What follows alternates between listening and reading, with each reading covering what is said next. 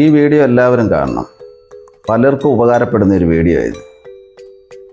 നമ്മളിൽ പലർക്കും ഉള്ള ഒരു ശീലമാണ് കുടുക്കയിൽ 500, 2000, 100 നാണയങ്ങൾ ഇവ ശേഖരിക്കുക എന്നുള്ളത്.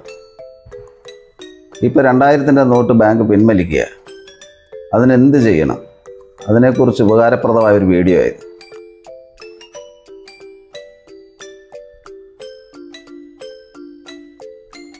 ഇതിനെന്ത് ചെയ്യുമെന്നല്ലേ? ഇതിനൊരു പരിഹാരമുണ്ട്. ആരും ടെൻഷൻ അടിക്കണ്ട. നിങ്ങൾ അടുത്തുള്ള പോസ്റ്റ് ഓഫീസിലേക്ക് ചെല്ലുക. Pan card, Aadhaar card, bank details ഇത് 3ഉമായിട്ട് ചെന്ന് കഴിഞ്ഞാൽ അവരൊരു ഫോം തരും.